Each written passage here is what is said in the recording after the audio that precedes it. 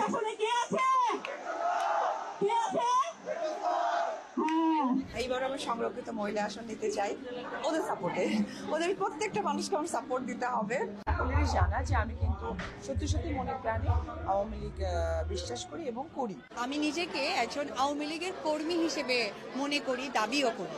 আমি নৌকাকে সাপোর্ট করি, আওয়ামী লীগকে সাপোর্ট করি, ওন করি এবং মাননীয় নেত্রীকে, আমাদের প্রাণপ্রিয় মমতাময়ী মা, ওনাকে আমি প্রচণ্ড পরিমাণ কি বলবো যে ফলো করি। এবং গত বছর যেহেতু আমি প্রচারণায় অনেক বেশি যুক্ত ছিলাম, এবারও যদি আমাকে বলা হয় আমি সেটিই করব। সব থেকে আমি যারা নিচ্ছেন তাদের জন্য শুভকামনা, কারণ তারা তো নৌকাকেই প্রেফার করছে। সো আমি চাইবো যে নৌকা, আমাদের আওয়ামী লীগ, আমাদের যে শিল্পী বা যে তারকারা নিচ্ছেন তাদের তো নিজস্ব একটা 2017 থেকে যেদিন মনে হয়েছে সেদিনই কিন্তু আমি আওয়ামী লীগের একদম কেন্দ্রীয় আওয়ামী লীগের সদস্য।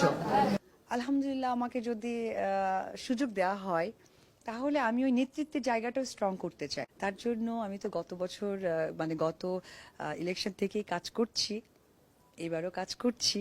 জানি না, এটা ডেফিনেটলি আমি বলবো যে আমার ভক্ত দর্শক যারা আছে তারা চাইলে, এবং সাথে সাথে অবশ্যই আমাদের নেত্রী সহকারে যারা আছেন আমাকে যোগ্য মনে করবেন, তাদের সহযোগিতায়। এবং আপনারা এটাও জানেন যে আমি একজন আওয়ামী লীগ কর্মী। এবার বুঝিয়ে দিয়েছেন যে আসলেই আমাদের প্রাইম মিনিস্টার, আমাদের যে মমতাময়ী মা, জাতির পিতার সুযোগ্য কন্যা মাননীয় প্রধানমন্ত্রী শেখ হাসিনাকে আমাদের জয়পুরবাসীর পক্ষ থেকে, কালাই এবং পুরানের পক্ষ থেকে জোরে করতালি। এমনকি শেখ হাসিনার চরিত্রে অভিনয়ের জন্য শেখ রাসেলের আত্মদান সিনেমায় মাত্র 100 টাকায় চুক্তিবদ্ধ হয়েছিলেন। 5ই আগস্ট শেখ হাসিনা সরকারের পতনের পর হঠাৎই অন্য সুর।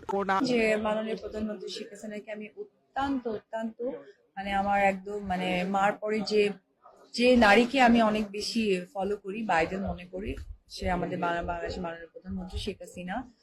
আমরা এখানে আসছি সবাইকে সাপোর্ট করতে, কারণ আমরা শুনেছি যে অনেক উন্নয়ন করেছেন, আর আমাদের একটি মার্কা নৌকা।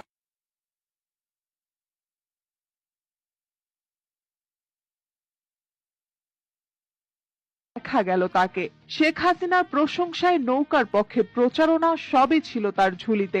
কিন্তু ক্ষমতার পালাবদল হতেই সুর